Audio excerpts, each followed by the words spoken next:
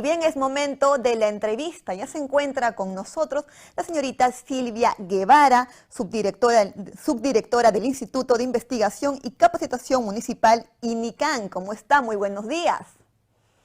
Muy buenos días, Lisette. Mucho gusto. Muchas gracias por la entrevista. Gracias por acompañarnos a usted. Por favor, para que nos comente sobre la declaración jurada de hoja de vida de candidatos. ¿Por qué es importante? Bueno, la declaración jurada, hoja de vida de candidatos, resulta ser relevante en la medida de que es una herramienta que ya se viene implementando hace varios años en pro de transparentar la información de quienes pretenden ejercer un cargo público, ¿no? Tanto para el ejercicio de un cargo público, así como para quienes deseen ejercer su derecho de participación.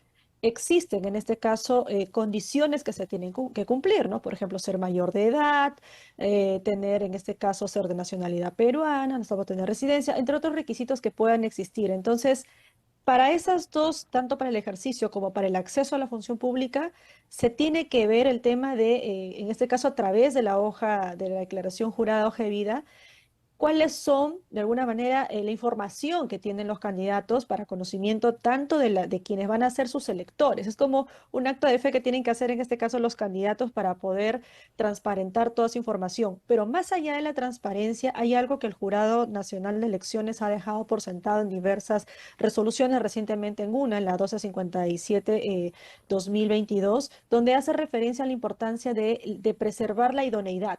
El tema de sincerar la información viene a ser uno de los objetivos de la declaración ojevida, pero más allá de eso también es en este caso poder ver, en este caso calificar la idoneidad de aquella persona que pretende ejercer un cargo público, ¿no? Viendo en este caso que también va de la mano con lo que está establecido también en el Código de Ética de la Función Pública, donde se habla de los principios rectores, en este caso de el ejercicio de la función pública. Entonces, es por ahí un poco que va el tema de la importancia de la declaración jurada hoja de vida, y es importante también que en este caso se tenga en cuenta que lo que ha pasado un poquito con el tiempo, creo, es que se ha ido de alguna manera intensificando un poco más y haciendo un poco más rigurosa en cuanto a las formas de presentación de la información.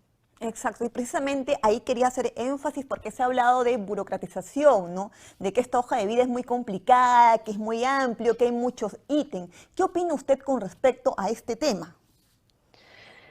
Sí, es la pregunta sobre la burocratización o la burocracia que puede existir a nivel electoral con relación a la declaración jurado vida tiene que ver en la medida de que conforme ha pasado los años, de alguna manera, después de haberse establecido, en este caso, la declaración jurado vida, ley orgánica de elecciones, eh, existe también el hecho de que se ha ido estableciendo cada vez mayor rigurosidad, como te mencionaba, a través de modificaciones normativas realizadas por nuestros legisladores, lo cual conlleva pues a que en su aplicación se tengan que observar determinados formalismos que finalmente terminan siendo más complicados de lo que a veces uno espera, porque muchas veces resultan finalmente en casos complicados para candidatos que puede incluso conllevar a tema de su exclusión. Más allá de que la propia naturaleza de la declaración jurado de vida tiene en este caso espacios que sí son de alguna manera que te pueden llevar a quedar excluido, ¿no? Como el tema de la declaración, por ejemplo, o la omisión, en este caso, en el caso de, por ejemplo, bienes rentas o bienes que tienes registrados y que no los declaras. Ya hemos visto algunos casos conocidos que ha llevado, ha conllevado una exclusión. Entonces, viene a ser un tema de burocracia electoral quizá que, que podríamos medir por el exceso de formalismos, en donde se está quizá con el tiempo perdiendo un poquito la perspectiva real del ejercicio real del derecho de participación. Y esto no hago mención únicamente a la declaración jurado de vida, sino que ahora, de alguna manera, la exigencia que se está realizando a los candidatos en aras de una transparencia es mayor. Y no es que eso en sí mismo esté mal. Eso en sí mismo termina siendo algo que nos beneficia no solamente como ciudadanos y electores, sino también beneficia para poder saber y conocer desde antes de que ejerzan la función pública cómo son nuestros candidatos, ¿no? De dónde vienen, qué experiencia laboral tienen, cuántos bienes tienen. De esa manera tener un poco también de conocimiento realmente si entran por vocación, en este caso, y uno es la perspectiva que como ciudadano pueda finalmente tener. Entonces, sí va por el lado también de que actualmente, por ejemplo, los candidatos, a través de la ley 31227, que fue publicada en el año 2021, ahora tiene, y con su modificación en este año realizada el 3 de julio a través de la ley 31506, tienen ya la obligación de presentar su declaración jurada de intereses, que es otro tipo de declaración que a la fecha sí termina y vamos a ver cómo se va a dar su implementación en estas elecciones regionales y municipales. Precisamente en ese tema también quería ahondar porque usted el día de ayer en el diario El Comercio, usted señaló que la declaración jurada de hoja de vida de candidatos coexiste con la declaración jurada de intereses que es fiscalizada por la Contraloría. Por favor, ¿a qué llamamos declaración jurada de intereses? Sí. Mira, la declaración jurada de intereses es una obligación, de alguna forma, que aparece dentro de nuestro marco jurídico a propósito de la publicación o la aprobación de la Política Nacional de Integridad y Lucha contra la Corrupción aprobada en el año 2017. A partir de ahí se establecen uno de los tres ejes de esa política que tenemos hasta la fecha vigente, hasta el día de hoy, la capacidad preventiva que tiene el Estado. En razón de esa capacidad preventiva del Estado, es de que se determina que se tiene que regular una norma de alguna manera o los mecanismos adecuados que permitan velar porque no existan conflictos de intereses entre quienes ejercen función pública.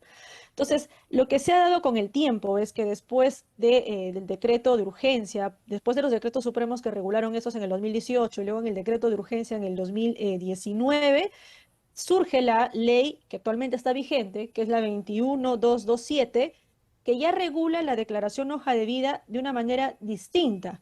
Hasta antes de esta ley, la declaración jurada de intereses, ahí me rectifico, aplicaba únicamente para quienes ejercen función pública, es decir, para quienes ya son funcionarios públicos. Y hay toda una lista en este caso, de funcionarios que están establecidos en el artículo 3 inicial del decreto de urgencia ya derogado 020-2019, que establecían que esta declaración jurada de intereses era de una naturaleza para los funcionarios. Con la ley 31227 se incluye, en este caso, al transferirle la competencia a la Contraloría para fiscalizar, se incluye que también va a tener alcance para quienes son candidatos para cargos públicos, para determinados cargos públicos que regulan en su artículo 13. Es a partir de ahí, de esta ley, que existe ya una obligación genérica a los candidatos, pero el desarrollo específico para tener noción de si aplicaba o no aplicaba para las actuales elecciones regionales o municipales para los candidatos, ya se ha venido a dar este año con la modificación de esta ley, que se da a través de la ley 31506 y a través de la publicación reciente del reglamento que se ha dado este 5 de agosto, que ha sido publicada la semana pasada, en donde ya se ha terminado finalmente de regular aquello que ya estaba inicialmente en esta ley de modificación, pero recién este año, el 3 de julio. Entonces, la declaración jurada de intereses tiene un fin, en este caso, que por esa razón está fiscalizada por la Contraloría, que es distinto, porque vela que no exista conflictos de interés precisamente, aunque suene redundante, en aquellas personas que van a ejercer la función pública o que ya están en ejercicio de la función pública. Termina siendo finalmente un tema quizá para los candidatos, en este caso, complicado de poder comprender y de poder ver cómo se va a implementar por el corto tiempo quizá que tenemos actualmente con relación también a los plazos electorales. Entonces, aquí sí coexiste, porque por un lado está la competencia que tiene Contraloría de poder fiscalizar este cumplimiento que está dado por la ley, y por el otro lado tenemos también en este caso un cronograma electoral, el cual el Jurado Nacional de Elecciones pues tiene que velar también por su cumplimiento. Claro, tiene que Entonces, cumplir distintos hitos que tiene. exactamente. Entonces, aquí también hay algo que quizá merita reflexión, es que nosotros dentro del derecho electoral conocemos un principio que es el principio de intangibilidad.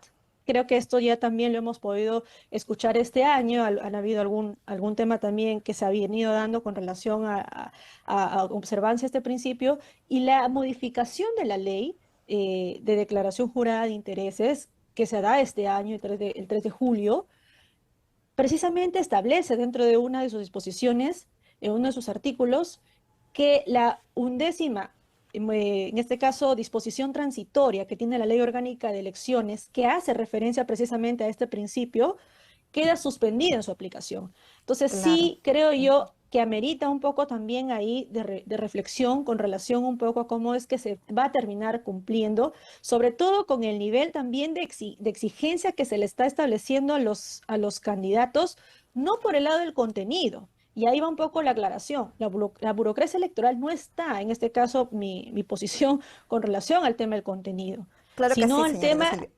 Claro que de las sí. formas. Sí. A mí me encantaría seguir conversando con usted, pero lastimosamente el tiempo nos ha ganado. Muchísimas gracias por su participación. Muchas gracias a ti, Lizeth.